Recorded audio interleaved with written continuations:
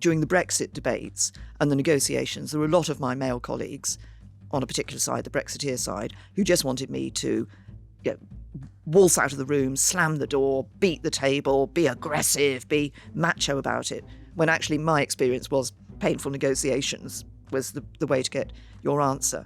When those vans were going around with big posters saying, "Go home or face arrest," the young child with brown skin might look at that and think, they're talking about me. And I think the vans were wrong. Welcome to The Rest is Politics, leading with me, Rory Stewart. And me, Alastair Campbell. And very, very pleased to have one of my genuine political heroes with us today, which is Prime Minister Theresa May. And we've been hoping to get Theresa May on the podcast for many, many months. And she's finally decided to come join us, which is great. And it's going to be, I think, a very interesting episode because obviously there are profound disagreements between Alastair and Theresa, profound agreement between me and Theresa.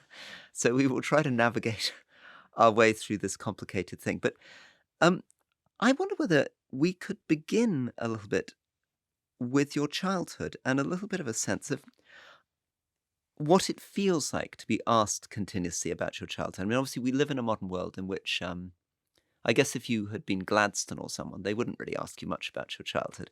But we live in an age where people are more interested in the personal.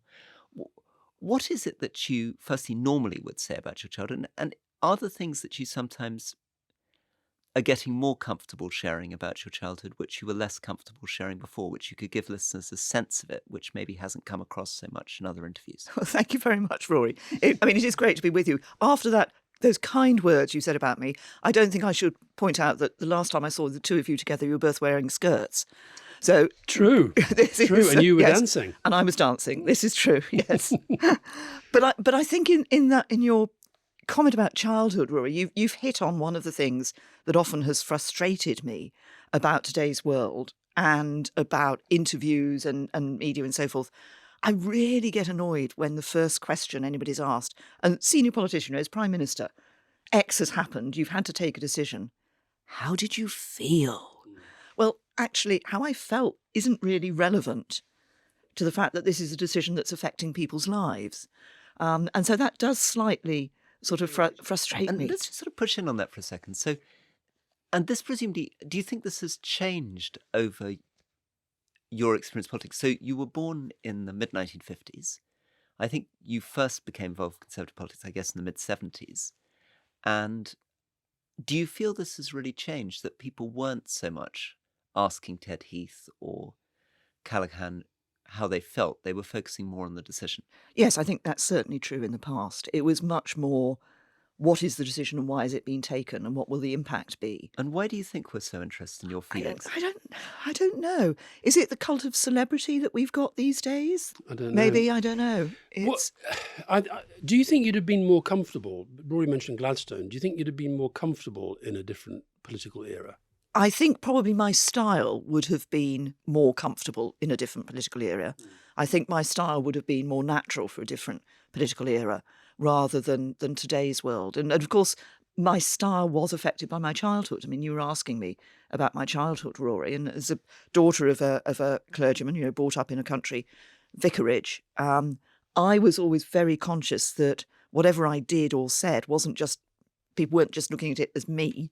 They were looking at thinking my father through that and the church, potentially. And there's a bit of that, obviously, in politics. I think it's not just you're representing your party, your government, internationally, the country.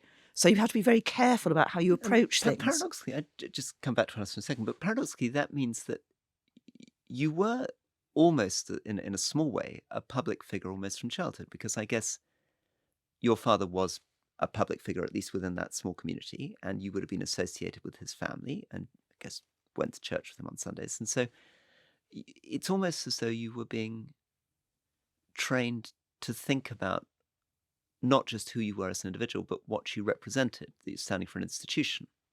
In a sense, yes. And I mean, I suppose at the time I didn't really think about that. But as I've sort of come to think about it, and perhaps looking back at my time in politics as well, this is a thread that I see going through that. And it is, it's an odd thing. I think a lot of people would find it difficult to understand that sense that you're not just there representing yourself. I mean, I try to sort of set this out a bit in my book, but I think for a lot of people reading it, they might think, well, hang on a minute, that must be a bit odd, being a child and thinking that you can't just go and play with whoever you want to play with or say whatever you want to say. But I'd always had that sense of just being careful. Now, I know you don't want to talk about all the personal stuff, but I'm going to. You mentioned the book. I don't like the personal stuff, and you come straight in. You mentioned the book, and the book is dedicated to my parents, Hubert and Zadie Brazier, who taught me the meaning of service. Now, they're quite unusual names, those, for that era. So just tell us a little bit about your parents. Yes, well, my father's name, Hubert, he was actually named after his cousin who'd died in the First World War. And my father was born towards the end of the First World War, and so was named after his cousin who had died. My mother's name, and I've never actually been able to find out what the real origin of the name Zadie is, but the story goes that her parents, the first child was a boy. Her mother wanted to call the boy Kenneth. Her father wanted to call the boy Morris. Her father won. And her mother said, right, the next child's my choice. And she came up with Zadie. But you don't know why. I don't know why, where she found it, where she got it from, or anything. It doesn't feel sort of vicar's wife, country residence sort of name. No, not in any sense. I mean, my mother was brought up in Reading, but she was always, her parents went to church. She went to church as well. It's not, and a lot of people mistake it, of course. They always used to think it was Sadie rather than Zadie. And how important, obviously you grew up in a family where the faith was deep, but how deep is your Christian faith? Well, I'm a practicing member of the Church of England, and always have been. And in a sense, this is one of the questions that I think is quite difficult to answer because the faith has always been there. So I think it's part of me. Has it played a role in your politics? I once remember had a wonderful argument with Rory's fellow Etonian, the Archbishop of Canterbury, where I said that I basically thought that Jesus must have been a socialist. Is that a bad thing to think? I wouldn't attribute any political opinions to him. Okay. What I would philosophy? say is that, well, I think this is one of the really interesting and, to me, fundamental problems, in a sense, with politics. The assumption that if you're interested in social justice, if you're interested in trying to find a way to help those who are more impoverished to have a better life, you must be Labour. No, absolutely not. That's at the heart of conservatism. We believe in social justice. We believe in helping those who are, if you like, at the lower end of the income scale, at some would say, the bottom of sort of the societal hierarchy. We believe in raising them up. I think Labour believes in keeping them down. Ooh, let's have another hour on this one, please. We'll get into this more. Rory's interrupted me already. I'm interrupting you, but we'll get into this more. But there's remind people of the speech that you made on the steps of Downing Street in 2016, which I think echoes that. So you stood up on the steps of Downing Street and you said, if you're born poor, you will die on average 9 years earlier than others. If you're black, you're treated more harshly by the criminal justice system than if you're white. If you're a white working class boy, you're less likely than anybody else in Britain to go to university. If you're at a state school, you're less likely to reach the top professions than if you're educated privately. If you're a woman, you will earn less than a man. If you suffer from mental health problems, there's not enough help to hand. If you're young, you'll find it harder than ever before to own your own home. A lot of that would resonate with you. Totally. No, in fact, I actually tweeted, or X'd, whatever the hell it's called. I tweeted after that speech, well, if she does this, if she does what she's saying to do, it'll be hard not to say that's a good thing. Because I remember one thing in particular, you talked about the burning injustices and you talked about mental health, which I thought was a good step forward. And of course, I guess you would argue, in the sense you argue in the book, that you weren't allowed to do the things that you wanted to do because you were thwarted over Brexit in particular.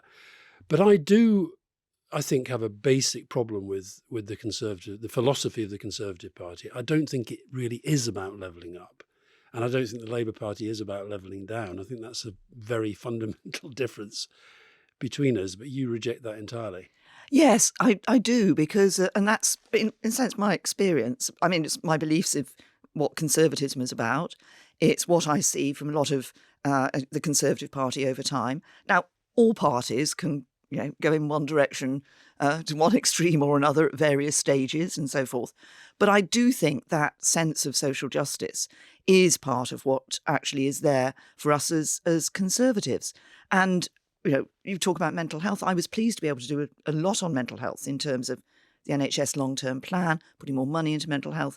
I've had a couple of people literally in the last 3 or 4 weeks who've come up to me and said thank you because they're working in the mental health field. There's so much more to do, and I fully accept that. But I may not have been able to address all of the injustices, but I was able to work on some of them. But when you were, I think you were the first female, you still call it the chairman in the Conservative Party, I believe. Another big difference between us. But when you were the first woman chairman of the party, you did coin the phrase the nasty party, that the Tories are the nasty party. Do you think the Tory party today is more or less nasty than it was then? Because I feel it's very nasty. I think at the time that I used that phrase, and what I said was that people out there call us the nasty party. It was because of a sense that there was, I think, towards the end of, there'd been a sense towards the end of the government that obviously lost in 97, that, and perhaps subsequently, that we knew the price of everything and the value of nothing, I think was the sort of phrase I would use. That everything was in statistics, everything was in figures, and far less about people and about their experiences and about, therefore, how you helped people. And I think that really, I don't think we're in that position now. I think there's much more a sense of understanding how people are feeling about issues. That's why we see the government taking steps in certain areas that they are taking. They have to be the right sort of people, though. One of the I'll come back to that, but carry on, Rory. Yeah, one of the things I think that you've touched on there, which I think is important for understanding the 90s and early 2000s, is this sense that politics had become, under John Major, under Tony Blair, and also I think under Clinton in the States and under Schroeder in Germany, very much a sort of technocratic centre ground where it seemed as though we'd reached the end of history. Everybody agreed about economics, everybody agreed about politics, and therefore it did become quite kind of dry and technocratic. You almost got the feeling that politics was about sort of think tanks and learning lessons from Sweden. And maybe one of the ways in which populism and people like Boris Johnson or Donald Trump got their edge is that sense that they were better able to do the emotions, better able to do the humour, better able to not speak in dry technocratic language. Well, I think you've opened up what could lead to a very long discussion there about where politics has been going. I mean, I do think that you're right, and it goes back to what we were talking about earlier about, if you like, the cult of celebrity. People were looking for something that was, in a sense, livelier, more interesting, more exciting, more about a person rather than about the issues and the action that was being taken. But it was against the background, and this is, I do worry about, if you like, the uncertain world that we're in at the moment. We took for granted during that period of time, and had been for some time, that there was a settled world. There was still things happening in various places, but by and large, there'd been a settled world. There'd been a, if you like, the Cold War, both sides knew where they stood. They knew the line you didn't cross. And also there was a sense, I think, that liberal democracy was in the ascendancy. And it was, we didn't need to worry about it because others were embracing it.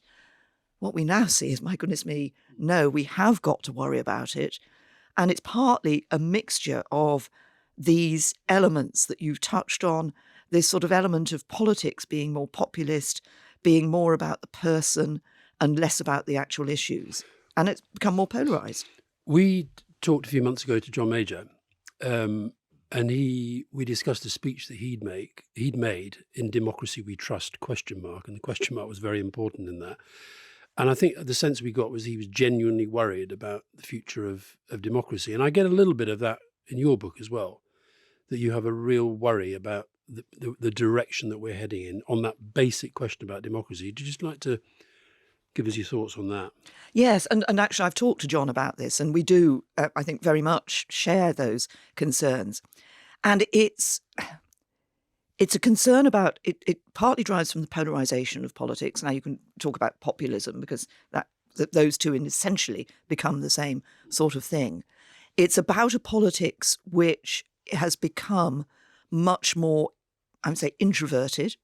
You see, countries look, and the pandemic encouraged this, countries looking just at themselves and their own borders, being much less internationalist and globalist in their approaches.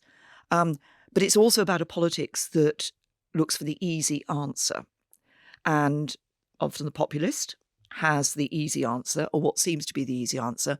But most of the things we deal with, are complex. They don't have an easy answer.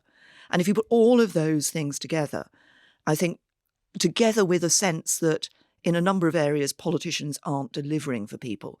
And this is where I worry about a younger generation and their approach to democracy. There's polling evidence here and in the States that a decreasing proportion of young people think democracy is the way to run a government. And would like the idea of a strongman leader. Would like the idea of a strongman leader. And of course, that's another element that we've seen around the world, that sense of if you're a strong man, then you must by definition get everything right. And just sort of footnote on this, JJ, who did your polling and who I saw in the States last week, was pointing to the fact that if you look at voters under 25, for the first time, we're seeing strong polarization within that age group. Traditionally, the disagreement was between older and younger people. Now, within the younger group itself, there's a very strong polarization between more progressive and anti-progressive positions. And I was very struck by this in the States. I made the sort of speech that I often make in Britain, where I sort of talk about the centre ground and the wonders of the kind of liberal centre ground. And in Britain, that's quite attractive. In the States, my friends who are mostly on the progressive left hate the idea of the centre ground. They say, we're not interested in centre ground. We want to destroy Trump. We want to destroy the right. Got to take the gloves off. We've got to go in hard. Forget about trying to compromise. I think this is really, I do worry about the position of politics in the States and its implications. And I think the thing that in particular is that it's not just the politicians, the media have been, if you like, following. So you get a situation where people who have a particular polarised view can watch a TV channel that just pumps that polarised view out at them, can be, in groups on social media that are an echo chamber of that view, and don't allow for any consideration of any argument from another side or any debate about an issue. It's that, and there's a lack of respect. We have different, Alastair and I, as you pointed out earlier, have different views on our politics, but we can sit and talk about them and debate them and respect the fact that we each have different views. In this polarised world, and I think increasingly, as you're saying, Rory, in the States, there isn't that sense. There's an absolute, the word I use in the book is absolutist. Either you're 100% with me or you're 100% against me. And there's no ground there for the centre. You've touched on something there that we talked about on the main podcast this week with Rupert Murdoch stepping down. Do you wish that the government you were part of had followed through with the Leveson report and the second part of the Leveson inquiry? Because I think what you're talking about a lot is media driven. What you're talking about in the United States is really driven by Fox News. What you're talking about here has been driven, I think, by Murdoch, by Rothermere, by some of the Dacre, the major media owners. Do you wish that we'd actually done more on that? I think that, again, it's not a simple yes or no, because I think there were more complex issues around the whole Leveson part one and what would have been part two. But the interesting thing is, the media that you've cited there are either broadcast or print media. Of course, for a lot of those young people who no longer have that interest in democracy, they won't read a newspaper. It's social media that is the way in which they get their news, the way in which they understand politics. You guys are helping people to understand politics by doing a podcast, which a lot of people listen to, and they can get that sense of there being issues out there that need to be debated, that need to be argued. What you sense from you reading the book that you say you're not kind of, telling the life story, and it's not a traditional memoir. You're alighting on this theme of abuse of power. Which is the title of the book, just to plug the book for a second. And by the way, Rory and I, having both been badgering you for months, let's be honest, Theresa, you're here because you've got a book out, okay? Yeah? Well, I've got a book out which hopefully is something interesting to talk about, Alastair. Exactly. But even without the book, I think we would have found it interesting to talk to you. But we're very happy to have you here. So abuse of power as the theme. And you talk about Hillsborough, you talk about Grenfell, you talk about Windrush, you talk about Daniel Morgan, which was a story I covered decades ago when I was on the Mirror. You talk about all these big issues, and it's a very, very interesting account of them. But I do worry that you've overlooked quite a lot of major abuses of power that you had a ringside seat on. I would argue austerity, could be seen as an abuse of power, because David Cameron won an election and then brought in cuts, including 18% of the Home Office and police, that I don't think was there on the manifesto or on the platform that he stood for. I think Brexit's been an abuse of power in all sorts of ways. Now, I understand why you see the main abuse being people like me tried to stop it. John Bercow didn't operate in the way that you would like him to. But do you see why some people might think actually this is quite a partial view of what abuse of power is in this country? Well, first of all, just to pick you up on a couple of things, if I may. I mean, it wasn't that John Bercow didn't operate in the way I would have liked him to. It was he didn't operate in the way I thought the Speaker of the House of Commons should have operated. Okay. But on of course, the book covers abuses of power, incidents, issues. You've mentioned some of them, Hillsborough, but also things like Rotherham, child sexual abuse, various other issues, what happened in Parliament. And yes, I put Brexit in there as well, which I experience, came across, dealt with as Home Secretary or Prime Minister. There will be other abuses of power that aren't in that. But I wouldn't agree that austerity was an abuse of power, because decisions had to be taken on the financial circumstances that we found. And you're going to get very bored with me for saying this, Alastair. But remember Liam Burns' note that he left. There is no money left. Hold on a minute. Theresa, you were talking earlier about civility that was a friendly gesture by an outgoing Chief Secretary. No, but what about Rory? Rory wants to get back to the childhood. I don't know. Well, we've got on to abuse of power, and I think we should stay with it for a bit. So just to explain for readers, Alastair and I have now read the whole book. Listeners, I'm sorry. I keep getting this wrong. But I hope there'll be readers of the book. Readers of the book, too. Absolutely, yeah. So the book is very interesting. It isn't a political memoir. What it is an attempt to go through these abuses of power. And put together, it's pretty shocking. So we do actually have a number of listeners outside the United Kingdom, and these names will not be familiar to them. So could you summarise briefly what these things are? These are names which are familiar to everyone in Britain: Hillsborough, Rotherham. But just talk us through. Imagine talking to an American or a listener in New Zealand. Give us an example of 5 or 6 of these cases and what happened in each case. Well, certainly if I start with Hillsborough, because in a sense that was the starting point for my thinking of this.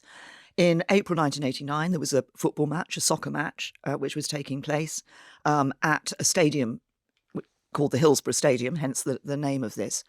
And what happened was, because of decisions by the police who were policing that match to let Liverpool fans, Liverpool was one of the 2 teams who were playing, more Liverpool fans in than actually the stands that they were going to be in could accommodate, and they'd got metal fences to stop them getting onto the pitch, and so people couldn't get out. Once they were in, they couldn't get out easily.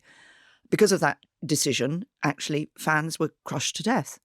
And in total, 97 people lost their lives, our biggest sporting tragedy.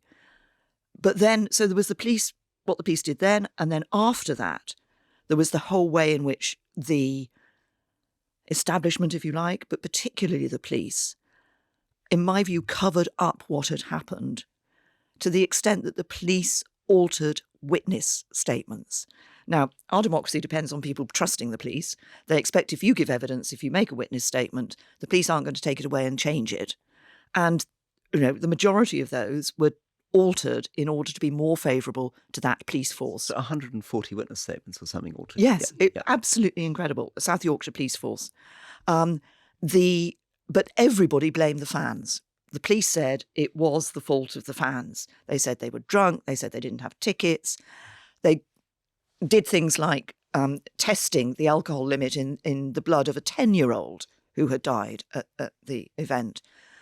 And for decades now, the families of those who lost their lives have been campaigning for justice. We have a degree of justice for them. Nobody's been prosecuted apart from one minor health and safety prosecution. We have a degree of justice for them because we were able to get second inquests that said that these fans were unlawfully killed, and the fans were exonerated.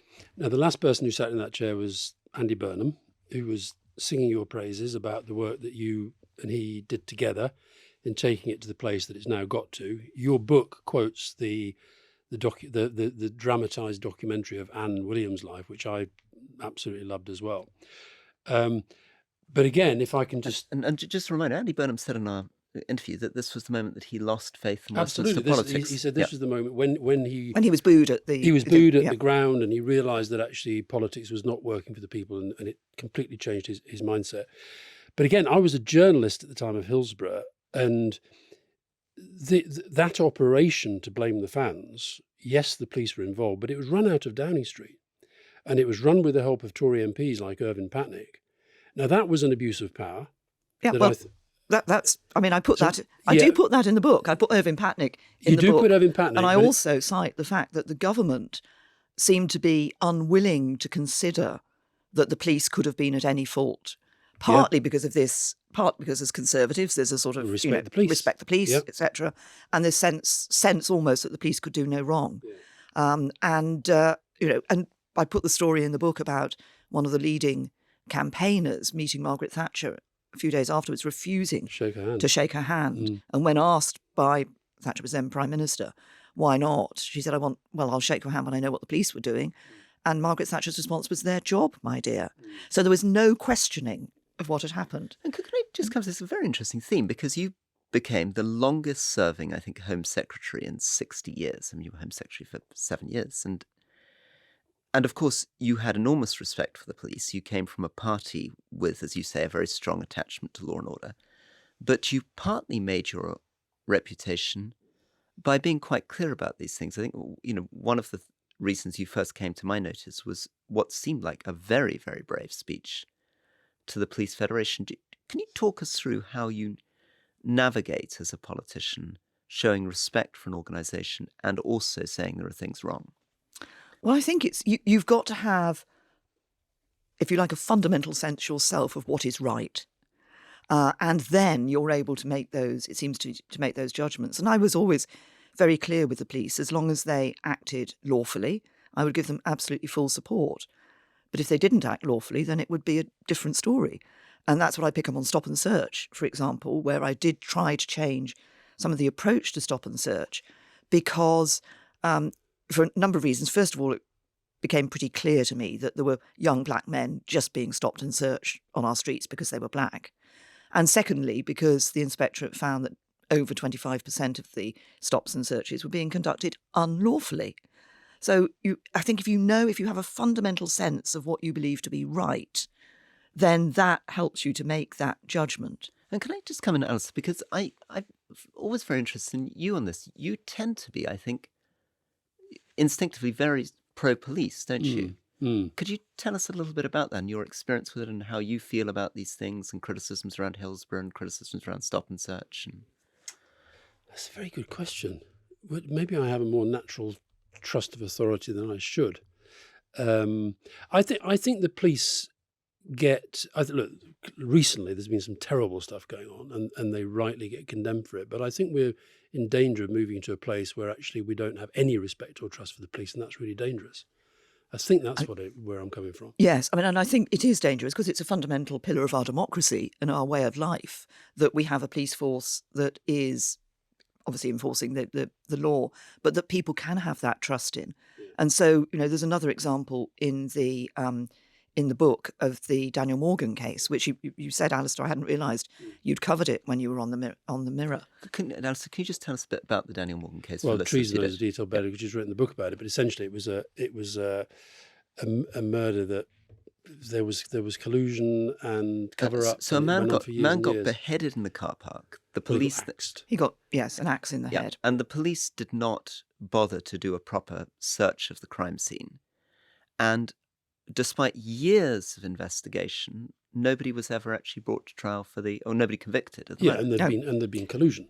There'd been, I mean, that's and I commissioned a report of this, a panel report. Baroness Alone chaired it, and they took, I think it was 7 or 8 years to come to it. But it's a really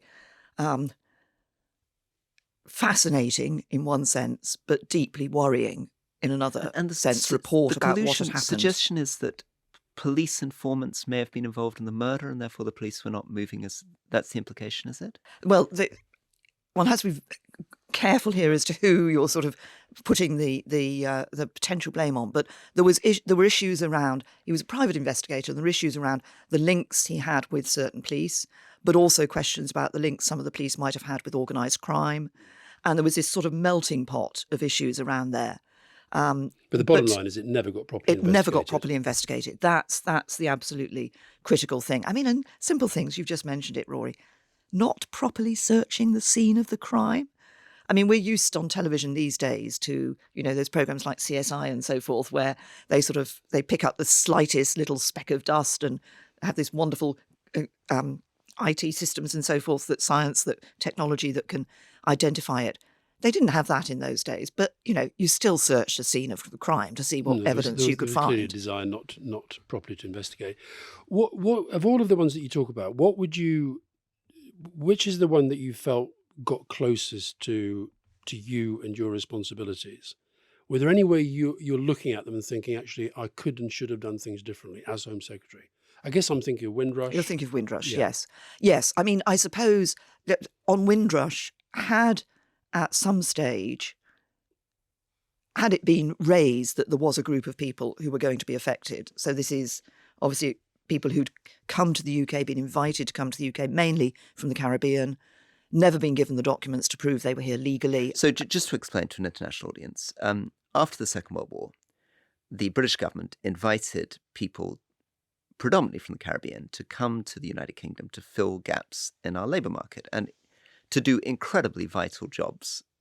And at the time, it was a period of the British Empire still running where it was assumed that these people coming were absolutely welcome in Britain, going to be British citizens, but their paperwork was not formalised. And later laws put them in a position in which themselves, their children, even their grandchildren, who'd been living in the United Kingdom, some of them since the late 1940s, were in danger of being deported on the grounds that they weren't proper British citizens. And it's called the Windrush scandal because the famous boat that brought the first people was Windrush. It's a bit like the Mayflower going to the United States.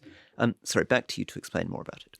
Well, I think you've explained the problem very well, Rory, which was at that time, nobody thought it was important to give them documents that proved that they were in the UK legally. And then government after government started tightening up the immigration rules, changing the immigration rules to the point where there was a much greater sense of needing to identify people who were in the UK illegally and take action to remove them from the UK. And unfortunately, here was a group of, not all of them, because some of them had applied for passports and had documents, but a group of people, for some of whom had nothing to prove that they were here properly and legally, yet who had contributed to our society, who had worked largely in areas of the public sector, often the health service, helped to build up the health service, our transport systems, and had brought up their children and grandchildren here and suddenly found themselves being questioned as to whether they were really British. I mean, I guess earlier when I said that, we think about the right sort of people, I wonder whether part of the problem in a lot of the injustices that you're talking about is actually this sense of, you talk in relation to social housing, for example, they're often seen as second-class citizens. Perhaps the Windrush generation seen as second-class citizens. And so therefore the establishment authorities didn't have a kind of automatic inbuilt sense that these people are valued. Is that not the problem that led to a lot of the problems that you're highlighting in the book? There's certainly, for some of the problems I highlight in the book, that issue of being treated as second-class citizens. So attitude to social housing in the Grenfell tragedy, attitude to girls who were being sexually abused in Rotherham, for example, or actually boys as well, but predominantly girls. I think in the Windrush issue, it was less that a group had been identified but were considered to be second-class citizens and therefore weren't considered. I don't think the group was identified properly. I think this was one of the problems. Is that because of the cultural change? So when Attlee was Prime Minister and they arrive, I guess the government's sitting there thinking, well, they're going to be welcome because of the change they're going to be part of. And then a few decades later, the debate around immigration has changed completely, and it is a bit toxic. And that's what maybe led to the scandal. I think, well, certainly the debate around immigration had changed significantly over the years. And I think it was that these people the Windrush generation found themselves caught up in that change, if you like, that had taken place to the way that the authorities approached it. I mean, Wendy Williams, in her review which she did of Windrush and the Home Office, I think makes the point that there was a lack of understanding from officials and, maybe others, that there might be people out there for who were here legally who would be potentially caught up in this. One of the things that is striking, I did an interview which Alastair still keeps teasing me about, was Novara Media, and they wanted very left-wing interviews. This is when he basically said that had he had his time again, he would have voted for Jeremy Corbyn over you. I did not say that. He basically said that. I did not say that. This is Alastair's view on the thing. However, in it, one of the things that they really were most angry about, and you felt the moral outrage and sort of condemnation, was around Windrush, the hostile environment, and of course austerity separately. But how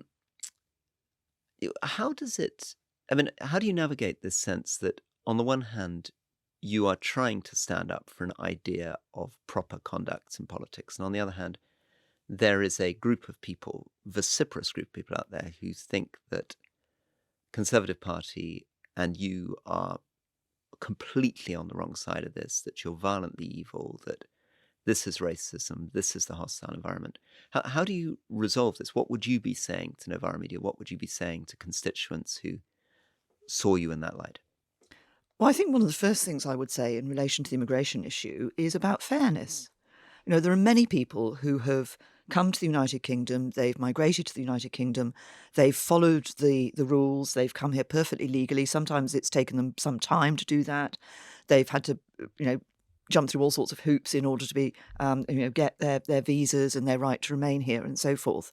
And it's not fair to them that there are people who can come here illegally and live the same sort of life and carry on living the same sort of life for many years. And it's that lies at the heart of the issue of trying to take action in relation to those who are here illegally. It's just, I say I'm deeply sorry for the fact that there was this group of people, the Windrush generation, who got caught up in that and who we didn't at any stage realise or understand could get caught up in it. But would you be sorry, for example, if when those vans were going around with big posters saying go home or face arrest, that a young child with brown skin might look at that and think they're talking about me? And I think the vans were wrong. Very clear about that. Yeah. We should not have done those. We should not have done those vans. And was that because the debate had become toxic?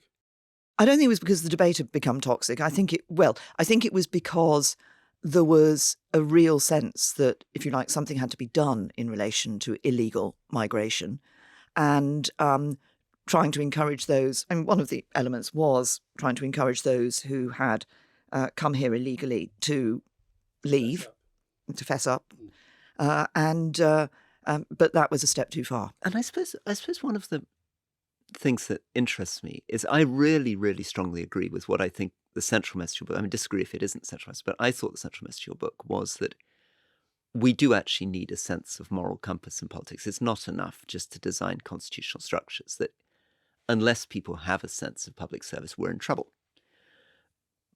But it is a problem for politicians, given that we all make compromises all the time. We all do many things that we're ashamed of. It's quite difficult standing up for moral principles without being accused of hypocrisy. I feel this.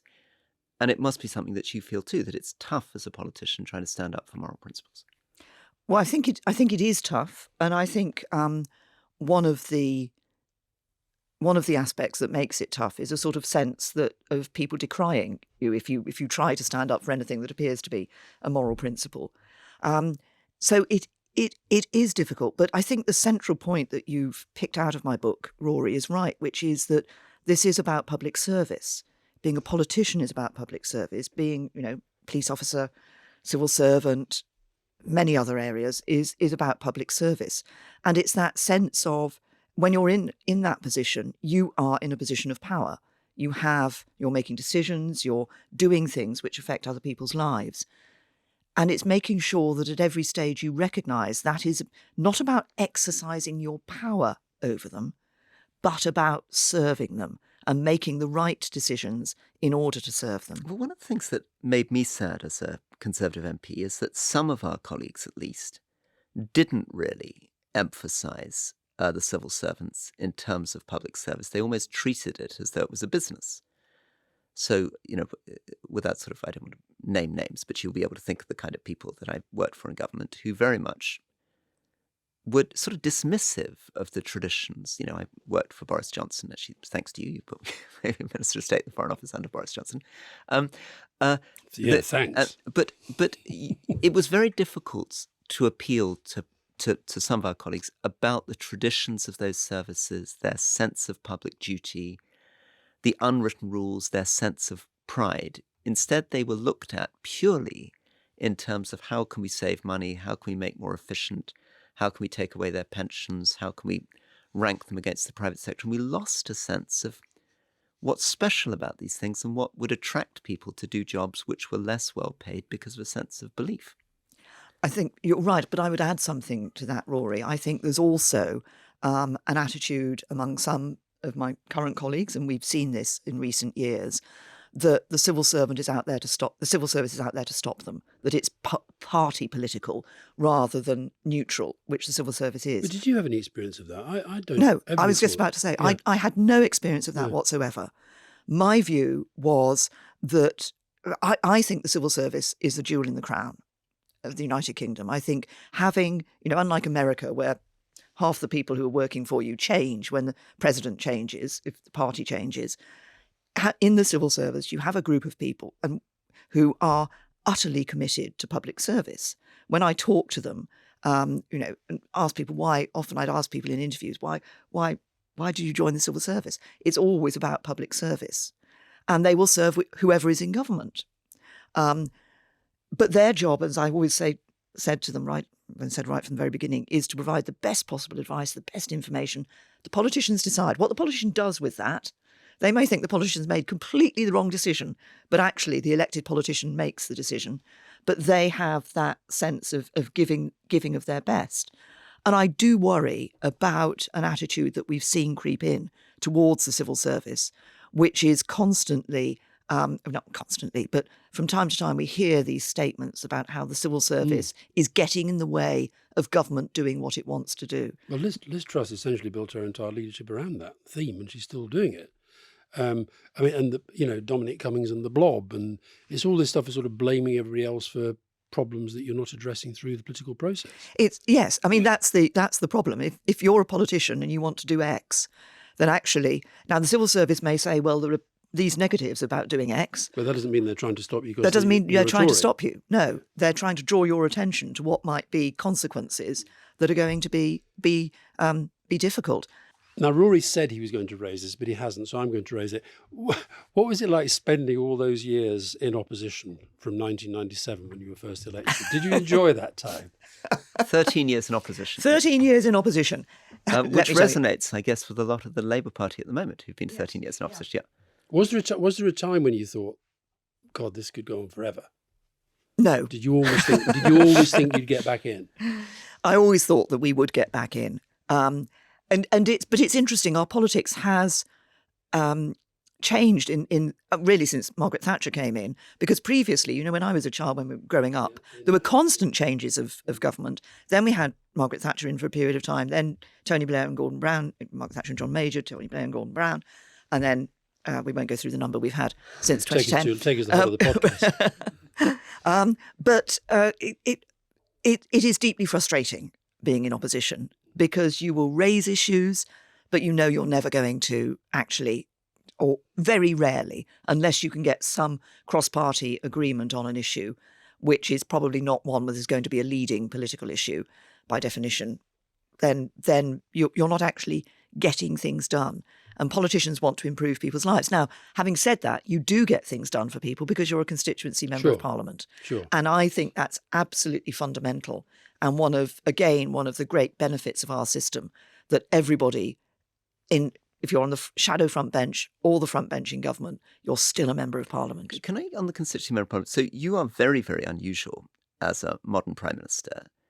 In the 19th century, it was true you'd be Prime Minister and then you cease to be Prime Minister, you return to the backbenches, and then goodness knows what happens again in the future. But more recently, we've had a tradition of John Major leaving politics pretty quickly, Tony Blair, Gordon Brown, David Cameron, now Boris Johnson. There's a sense that people don't stay around. You've chosen to go back to the backbenches.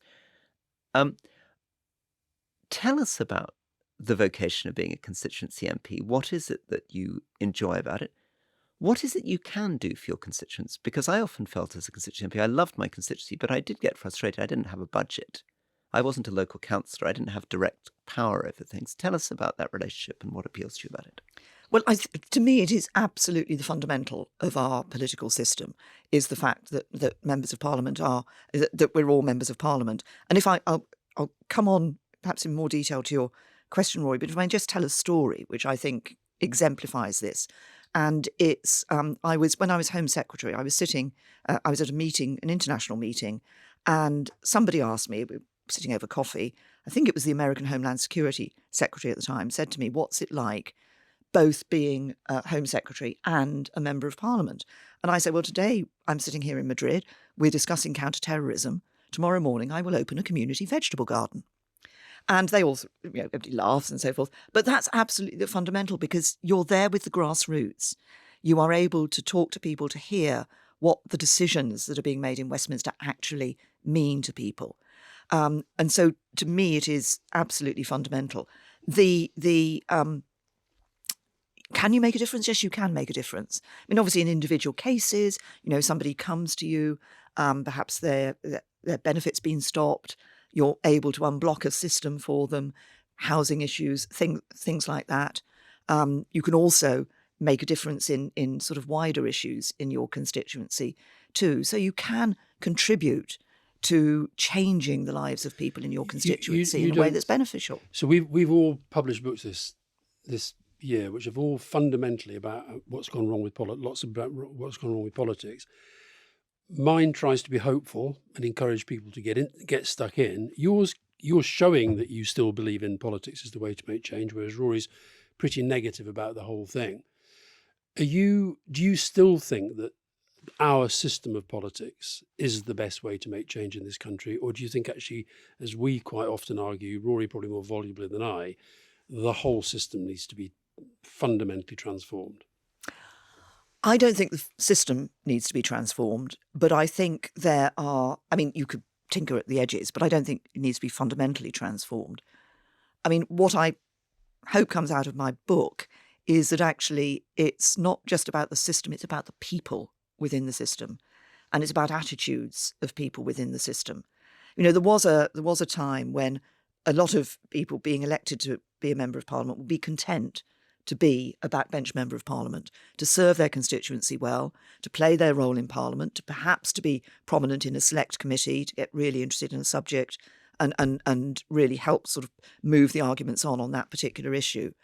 Today, so many people come into politics, want to be a minister, want to be a cabinet minister, want to be, and the constituency is just a stepping stone. But many people don't go into politics because they see what happens to a lot of politicians, or they just don't like politics at the moment.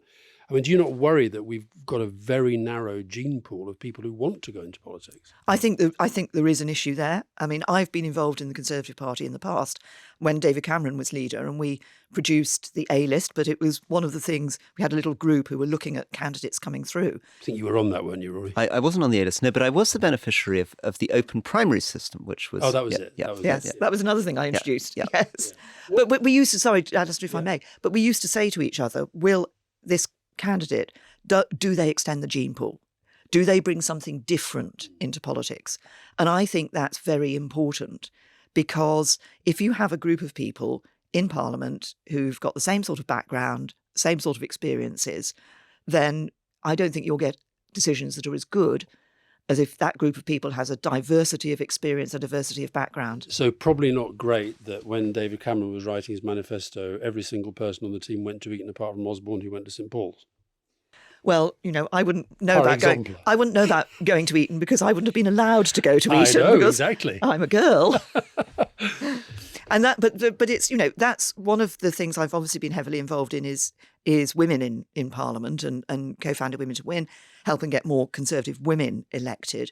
I think, it's having women in Parliament, but having people from different communities and also from different work backgrounds. But one of the sad things, actually, is that whereas in 1983, when Patrick McLaughlin came into the House of Commons, there were, as an ex-miner going into the Conservative Party, there were over 100 MPs with manual worker, blue-collar backgrounds. We now exist in a politics in which the largest single professional group are former special advisors and former local councillors who've been party members from university onwards. And it's a much more middle class, much more professional, much more party-dominated parliament than was the case in the 70s and 80s. It certainly, well, I would not agree with you on the local councillor point, having been a local councillor. I think often actually being a local councillor can be hugely beneficial in terms of experience. Except, of course, what it does do, says he, pushing back a little bit, I mean, it is a training in tribal politics. I mean, local councils are the absolute training ground for people to not really, I think, I think it develops... Ooh, I think we're going to get a lot of complaints from councillors this week, Rory. Well, I'll let you roll. And well, to me, it's a training ground in a different way, because you have the responsibility of dealing with issues within your ward that people raise with you, such as an MP would with a constituency. You also have the challenge of having to balance, the issue of the whole council and policies that the whole council wants to adopt, which may have a negative impact on your ward. Similar, if you're a member of Parliament, sometimes governments want to adopt policies that will have an negative impact on your constituency. You have to balance that. So I think you get that sort of experience as a local councillor. But I do agree with you about, I'm afraid, the number of special advisors that come into Parliament and have no other experience. It's one of the things. So Nick Timothy shouldn't be replacing Matt Hancock. Well, he's got some other experience, but it's one of the things I do. I say this publicly. I say to people when I'm going into schools and colleges and so forth, and people say to me about becoming or somebody might approach me and say how I'm interested in being an MP. What should I be doing? I always say do something else first. Because if you've done something else, you've got a wider experience.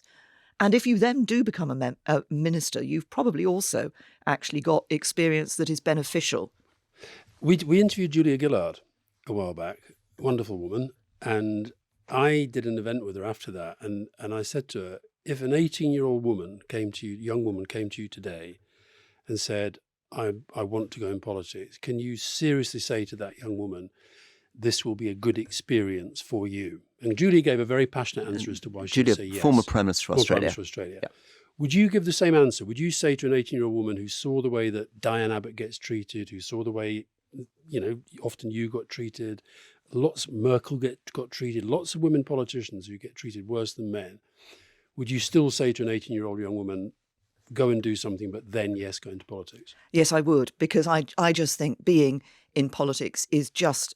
You can make such a positive difference to people's lives as a member of Parliament. So I would say still say that to that young woman. But interestingly, you mentioned Julia Gillard, because I've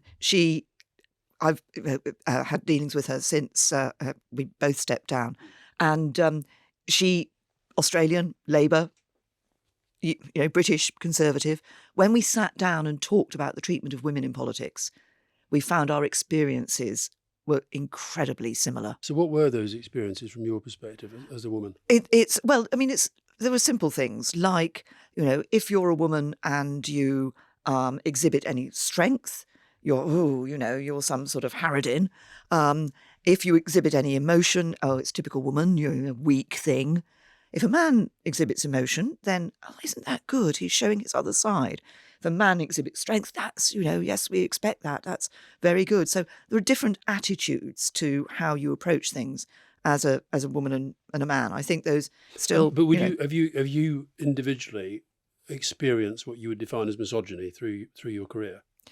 I don't feel I did. I mean, I think, I hate to mention this word in front of you, Alastair, but I think during the Brexit debates and the negotiations, there were a lot of my male colleagues on a particular side, the Brexiteer side, who just wanted me to waltz out of the room, slam the door, beat the table, be aggressive, be macho about it, when actually my experience was painful negotiations was the way to get your answer.